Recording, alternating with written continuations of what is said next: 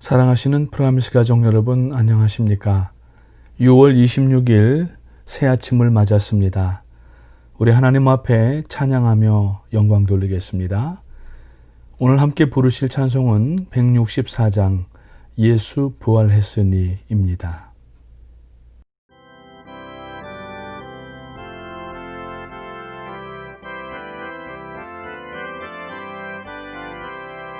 예수 부활했으니 할렐루야 만민 찬송하여라 할렐루야 천사들이 즐거워 할렐루야 기쁨 찬송 부르네 할렐루야 계속하신 주 예수 할렐루야 선한 싸움 이겼네 할렐루야 사망 권세 이기고 할렐루야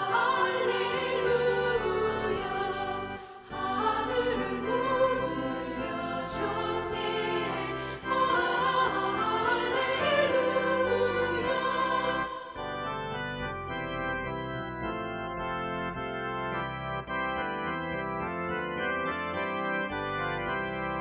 마귀 권세 이긴 주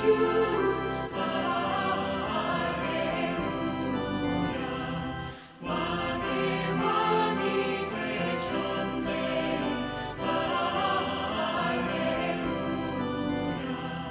높은 이름 세상에 할렐루야 널리 만보하여라 할렐루야 길과 진리 되신 주 할렐루야 우리 구원하겠네 할렐루야 부활 생명 되시니 할렐루야 우리 구원하겠네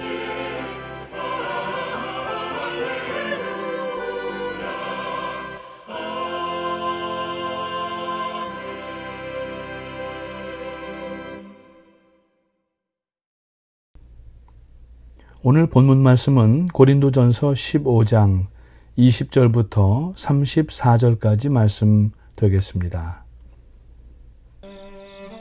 그러나 이제 그리스도께서 죽은 자 가운데서 다시 살아나사 잠자는 자들의 첫 열매가 되셨도다. 사망이 한 사람으로 말미암았으니 죽은 자의 부활도 한 사람으로 말미암는도다. 아담 안에서 모든 사람이 죽은 것 같이 그리스도 안에서 모든 사람이 삶을 얻으리라. 그러나 각각 자기 차례대로 되리니 먼저는 첫 열매인 그리스도요 다음에는 그가 강림하실 때 그리스도에게 속한 자요 그 후에는 마지막이니 그가 모든 통치와 모든 권세와 능력을 멸하시고 나라를 아버지 하나님께 바칠 때라. 그가 모든 원수를 그 발 아래 둘 때까지 반드시 왕 노릇하시리니 맨 나중에 멸망받을 원수는 사망이니라. 만물을 그의 발 아래 두셨다 하셨으니 만물을 아래 둔다 말씀하실 때 만물을 그의 아래 두신 이가 그 중에 들지 아니한 것이 분명하도다. 만물을 그에게 복종하게 하실 때에는 아들 자신도 그때 만물을 자기에게 복종하게 하신 이에게 복종하게 되리니 이는 하나님이 만유의 주로서 만유 안에 계시려 하심이라. 만일 죽은 자들이 도무지 다시 살아나지 못하면 죽은 자들을 위하여 세례를 받는 자들이 무엇을 하겠느냐? 어찌하여 그들을 위하여 세례를 받느냐? 또 어찌하여 우리가 언제나 위험을 무릅쓰리요? 형제들아, 내가 그리스도 예수 우리 주 안에서 가진 바 너희에 대한 나의 자랑을 두고 단언하노니 나는 날마다 죽노라. 내가 사람의 방법으로 에베소에서 맹수와 더불어 싸웠다면 내게 무슨 유익이 있으리요? 죽은 자가 다시 살아나지 못한다면 내일 죽을 터이니 먹고 마시자 하리라. 속지 말라. 악한 동무들은 선한 행실을 더럽히나니 깨어 의를 행하고 죄를 짓지 말라. 하나님을 알지 못하는 자가 있기로 내가 너희를 부끄럽게 하기 위하여 말하노라. 오늘 말씀의 제목은 부활의 첫 열매입니다. 고린도전서 15장은 그리스도의 부활에 대하여서 기술하고 있습니다. 마치 6월에 맞는 부활절 같습니다. 저희가 부활절을 지난 지가 이제 3개월여가 지났는데 저희가 느슨해질 때에 시기적절하게 부활의 신앙을 다시 한번 회복시켜주는 것 같습니다. 부활절만 부활을 우리가 기억하고 기념하는 것이 아니라 성도는 매일의 삶이 부활의 감격으로 살아야 합니다. 주님의 부활이 아니었으면 오늘 이 아침에도 우리가 잠자리에서 일어날 때에 우리는 한숨과 탄식과 그리고 소망 없는 아침을 맞고 있을 것입니다. 그러나 이 아침에도 우리가 거뜬하게 일어날 수 있었던 것은 비록 여기저기 아프고 쑤시는 데도 있지만 그리고 아직까지 환경 가운데 여전히 우리를 괴롭히는 그러한 고난의 문제들이 있지만 그러나 우리들은 그것보다도 이 부활의 감격과 기쁨이 더 크기 때문에 하나님 주신 귀한 새날 또 우리가 하나님 앞에 영광 돌리며 시작할 수가 있게 된 것 같습니다. 그래서 오늘 본문을 통하여서 마치 축구 경기가 전반전을 끝나면은 후반전 들어가기 전에 하프타임에 정열을 가다듬고 쉬기도 하는 것처럼 더군다나 코로나 자가격리 기간에 우리가 마치 하프타임을 맞은 것처럼 우리가 이 시간에 예수 그리스도의 부활을 다시 한번 회복하고 그 부활의 능력으로 이제 뉴 오프닝이 시작되고 또 뉴 노멀이 시작되면은 이전보다 더 힘차게 하나님 앞으로 달려나가는 여러분들의 신앙과 삶이 되시기를 주님의 이름으로 축원을 드립니다. 오늘 이 본문 말씀을 간단하게 먼저 절별로 요약을 하자면은 첫 번째 20절부터 22절 말씀은 하나님께서 그리스도를 부활의 첫 열매가 되게 하셨다고 말씀하고 있습니다. 첫 열매라고 하는 말씀의 의미는 그 이후에 수다한 그러한 열매들이 나타난다고 하는 것입니다. 곧 예수 그리스도의 부활은 모든 그리스도인들의 산 소망이고 주님의 부활을 믿고 의지하며 나갈 때에 어느 때인가 우리가 주님 앞에 부활의 그러한 모습으로 설 수가 있게 된다는 이야기인 것입니다. 23절부터 26절의 내용을 보게 되면은 그 몸의 부활을 포함한 모든 구원의 계획을 하나님께서 성취하신다라고 하는 예정이 나오고 있습니다. 첫 열매이신 그리스도의 부활을 시작으로 이제 새 창조를 행하게 되실 것입니다. 이미 우리 안에서는 새 창조가 시작이 됐습니다. 전에는 죄인이었고 소망이 없는 자였지만 예수 그리스도를 믿고 부활신앙으로 회복한 우리들은 이미 심령에서부터 새 창조가 일어나고 있고 하나님 앞으로 전진해 나가고 있는 것을 우리가 알 수가 있습니다. 그리고 예수님께서는 반드시 다시 오십니다. 그때에 주 안에서 잠자는 자들이 먼저 일어나고 살아있는 자들은 다 들림을 받게 되는 것을 말씀을 하고 있습니다. 그리고 난 후에 세상 권세에 대한 심판이 있게 되는 것을 오늘 바울 사도는 본문에서 분명하게 밝히고 있습니다. 27절과 28절 말씀에 보면은 예수 그리스도는 만유의 주시다라고 이야기하고 있습니다. 모든 원수를 멸하시고 만물을 참으로 하나 되게 하시고 그리고 그리스도의 발 아래 복종케 하신다라고 말씀하고 있습니다. 이 말씀은 바울이 교회론을 이야기할 때 전형적으로 쓰는 말씀인데 에베소서 1장 22절과 23절에도 비슷하게 말씀이 나오고 있습니다. 또 만물을 그 발 아래 복종하게 하시고 그를 만물 위의 교회의 머리로 주셨느니라. 교회는 그의 몸이니 만물 안에서 만물을 충만케 하시는 자의 충만이니라고 말씀하고 있습니다. 그리고 29절부터 마지막 34절까지는 우리가 이러한 가운데에도 절제하고 희생하며 사랑의 이 실천을 감당하는 이유는 우리의 삶이 이 땅에서 죽어서 흙으로 끝나는 것이 아니라 부활을 통하여서 영생으로 지속될 것을 믿기 때문이라고 하는 것입니다.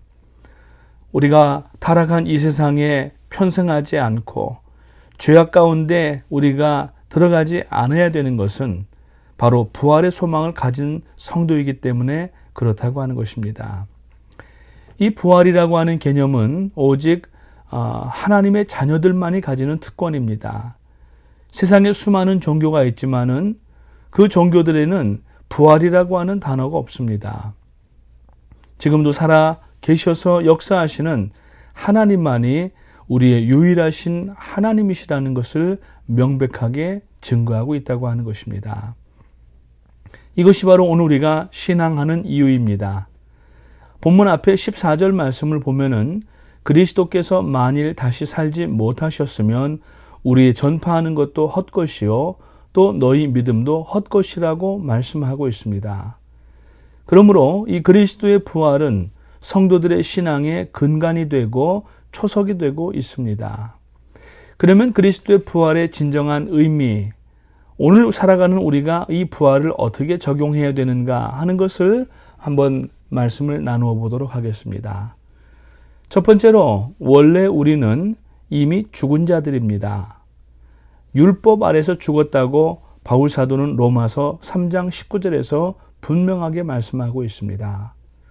그렇습니다. 부활의 첫 번째 의미는 죽어야 한다고 하는 것입니다. 죽음이 없는 부활은 없습니다. 우리는 이미 성경에서 볼 때에 율법 아래서도 죽은 자이고 우리는 산 자가 아닙니다. 예수 그리스도를 믿은 사람들은 죽은 자들입니다. 그것은 바로 자기 주장하지 않는다는 이야기입니다. 죽은 자는 말이 없다는 말이 있습니다. 그런데 얼마나 말이 많은지 모릅니다. 한국의 정계나 또 사회나 여러 단체들이나 얼마나 자기 주장들이 강해져 있는지 알 수가 없습니다. 자기 주장, 자기 인기, 자기 피력, PR 시대라고 하는 명분으로 얼마나 자랑하고 죽기를 꺼려하는 것을 볼 수가 있습니다. 그러나 그리스도인들은 주 안에서 이미 죽은 자들입니다. 예수 믿고 구원 얻으면은 우리가 교회에서 한 가지 예식을 하지 않습니까? 바로 세례식입니다. 세례식의 의미는 이제는 내가 그리스도 안에서 거듭났다 라고 하는 의미인데 거듭남의 의미는 먼저 죽어야 되기 때문에 이제 우리는 물속으로 잠기면서 나는 죽었습니다 하면서 일어나면서 이제 그리스도와 함께 살겠습니다라고 고백하는 행위가 바로 세례라고 하는 것입니다. 오늘 우리는 하나님 앞에 먼저 죽어야 되겠습니다. 죽지 않으면은 가정도 문제가 심각해지고 교회도 더더군다나 그렇고 심지어는 요새 우리가 한국이나 미국이나 참 나라도 서로가 살았다고 하니까 얼마나 많은 문제가 생기는지 알 수가 없습니다. 그래서 우리가 먼저 자아가 죽어야 됩니다. 우리가 어떤 육신적으로 죽자는 그런 이야기가 아닙니다. 우리가 자아가 먼저 죽어야 됩니다. 이제 그리스도의 보혈로 새 생명을 얻은 자가 자아가 죽어서 그리고 하나님 앞에 정말 나 자신을 온전히 드릴 수 있는 그러한 믿음으로 날마다 나아가야 되겠습니다. 오래전에 한국의 모 대학 교수 한 분께서 공자가 죽어야 나라가 산다라는 책을 썼었습니다. 그 책 때문에 성균관의 유생들이 아주 노발대발하는 일이 있었습니다. 그 책을 다 걷어들이고 판매를 금지시켜야 된다. 뭐 이러면서 아주 소송을 걸고 큰 혼란스러운 일들이 있었는데 그 책이 나온 뒤에 연이어서 그런 비슷한 제목들의 글과 책들이 아주 본물 쏟아지듯이 나왔습니다. 그 가운데 보면은 지금도 잊혀지지 않는 것들이 목사가 죽어야 교회가 산다. 교회가 죽어야 예수가 산다. 남편이 죽어야 가정이 산다. 뭐 이런 종류의 글들이 얼마나 많이 나왔는지 알 수 없습니다.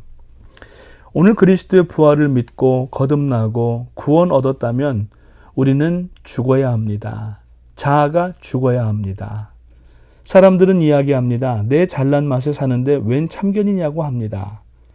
그러나 그리스도인은 그렇게 살면 안 됩니다. 주님과 함께 십자가에 못 박혀야 되는 것입니다. 그래서 바울 사도는 갈라디아서 2장의 말씀에 보면은 내가 그리스도와 함께 십자가에 못 박혔나니 그런즉 이제는 내가 산 것이 아니요 오직 내 안에 그리스도께서 사신 것이라고 말씀을 하고 있습니다. 그러면서 오늘 이 본문 말씀에 시작되는 말씀이 무엇입니까? 내가 날마다 죽노라. 날마다 나는 죽노라고 외치면서 매일매일 스스로를 죽는 연습을 하며 살았다고 하는 것입니다. 세상적으로 보게 되면은 바울 사도도 얼마든지 남못지 않게 길게 열거할 수 있는 이력서를 가진 사람이었습니다. 그러나 그리스도를 만나고 구원 얻은 후에는 이 모든 것이 다 의미 없고 분토와 같이 보여서 버렸다라고 이야기하고 있습니다.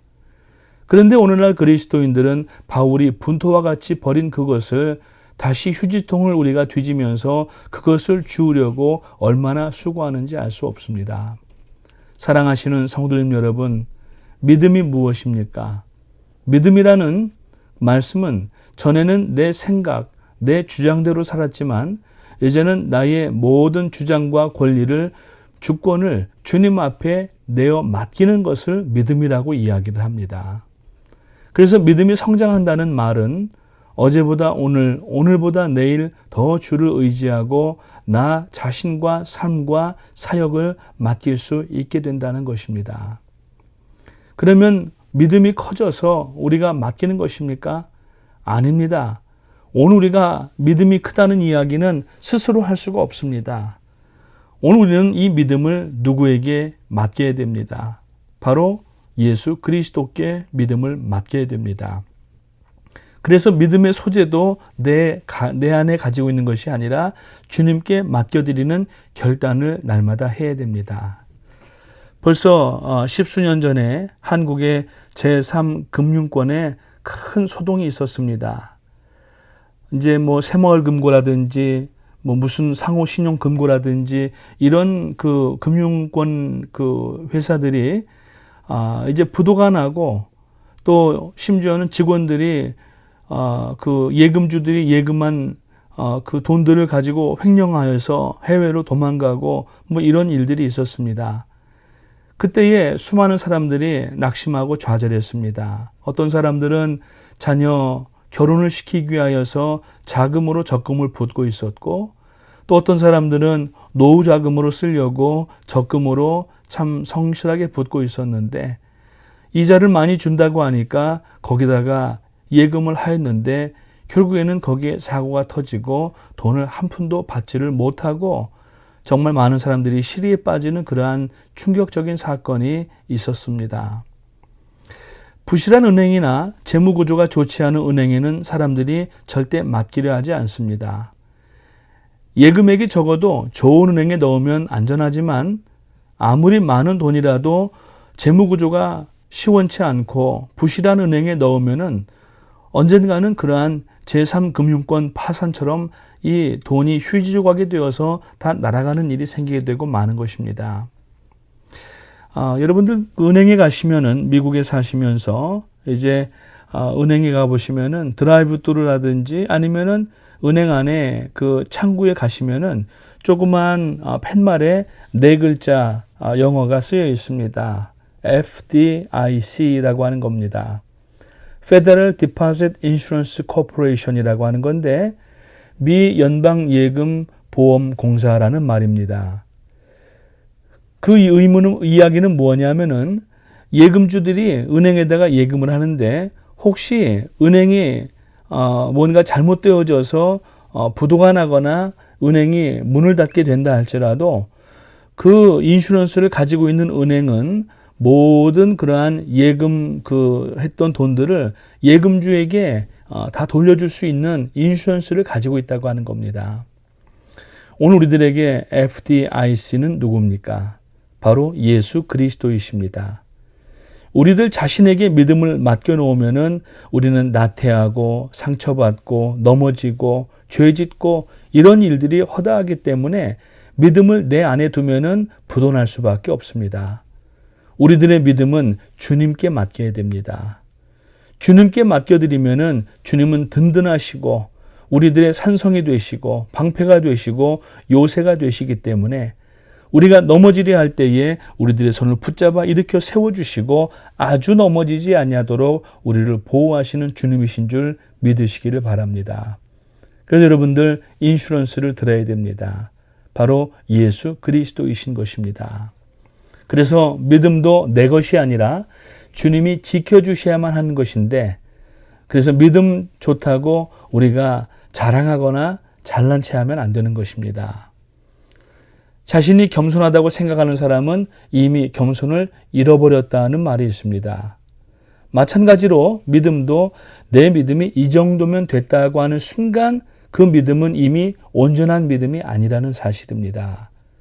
그러면 그 믿음을 어떻게 우리가 붙들고 있어야 되는가? 주님께 맡겨야 되는데 바로 부활하신 주님께 맡길 때에 그 믿음을 유지해 나갈 수가 있다고 하는 것입니다. 믿음이라는 말의 참 의미는 온전히 맡기는 것입니다. 그런데 이 맡김이 자기 부인과 자기 포기, 즉 자기 자신을 죽이는 이 결단이 없이는 도무지 믿음으로 나갈 수가 없는 것입니다. 사람이 자유가 없으면은 죽은 것과 일반 한 가지입니다. 바로 이것입니다. 전에는 내 자유대로 행하고 다니던 것을 이제는 포기하고 나를 죽이고 예수 그리스도의 십자가에 함께 못 박혀야 된다고 하는 것입니다. 주님은 요한복음 12장 24절 말씀에서 한 알의 밀알이 땅에 떨어져 죽지 아니하면 한 알 그대로 있고 죽으면 많은 열매를 맺느니라고 말씀합니다. 반드시 죽어야만 그 자리에서 싹이 움터오르고 그리고 자라나게 되고 그리고 열매 맺을 수가 있는 것입니다. 오늘 우리 사회에서 우리가 일하는 직장과 일터에서 그리고 공동체 안에서 그리고 가정과 우리들의 삶 안에서 내 주장과 내 생각 그리고 내 편의만 내세운다면은 부활의 기적은 결코 내 삶 속에서 일어나지 않는다고 하는 것입니다. 그래서 이제 우리가 6월 이제 한 주밖에 남지 않았습니다.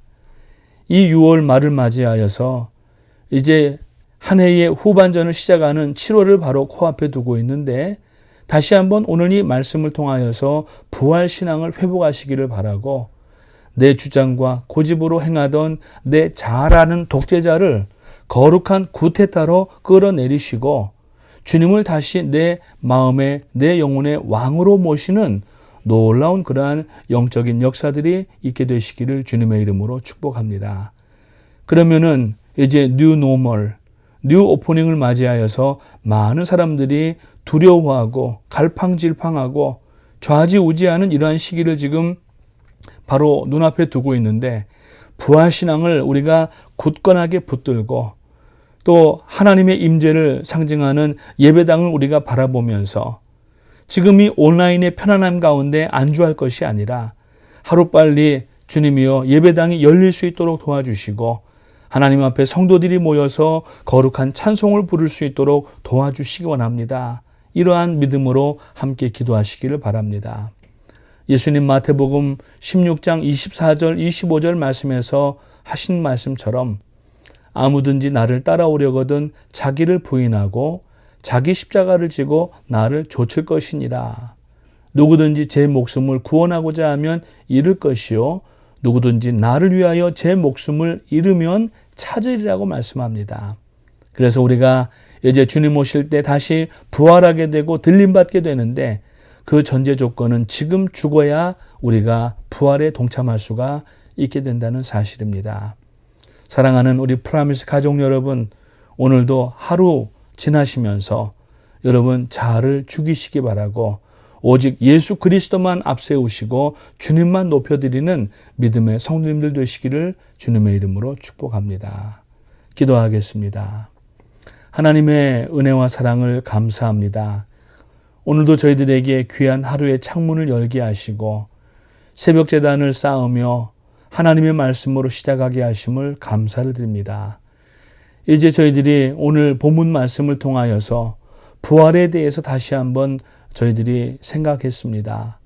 참 부활절을 지난 지 벌써 3개월이 지나고 저희들이 부활의 감격과 그 부활의 그 기쁜 마음을 상실하지 않았나 돌아보게 하시고 이 코로나 때문에 두려워 떠는 마음들 다 버리게 하시고 부활신앙으로 회복될 수 있도록 인도하여 주시기를 원합니다.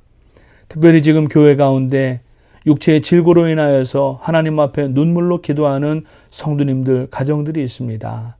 주님 이 시간 말라기 4장의 말씀처럼 여호와를 경외하는 너희에게는 의로운 해가 떠올라서 치료하는 광선을 바라리니 마치 외양간에서 나온 송아지같이 뛰리라고 하신 말씀이 오늘 나타날 수 있도록 도와주시옵소서.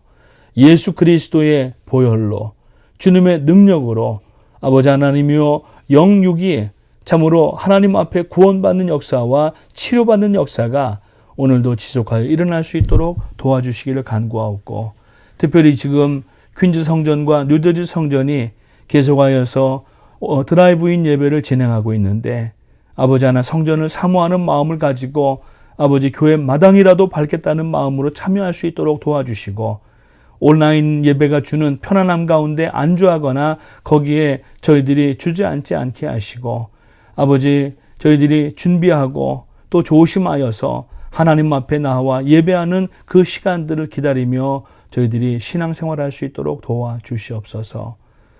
이번 한 주간도 은혜 가운데 잘 맺혀지게 하심을 감사합니다. 저희들 하나님 앞에 믿음으로 승리하는 성도님들 되게 하시기를 간구하옵고 감사를 드려오며 예수님의 이름으로 기도합니다. 아멘. 하늘에 계신 우리 아버지 이름이 거룩히 여김을 받으시오며 나라가 임하시오며 뜻이 하늘에서 이룬 것 같이 땅에서도 이루어지이다. 오늘 우리에게 일용할 양식을 주옵시고 우리가 우리에게 죄 지은 자를 사하여 준 것 같이 우리 죄를 사하여 주옵시고 우리를 시험에 들게 하지 마옵시고 다만 악에서 구하옵소서. 나라와 권세와 영광이 아버지께 영원히 있사옵나이다. 아멘. 오늘 새벽 예배 모든 순서를 마쳤습니다.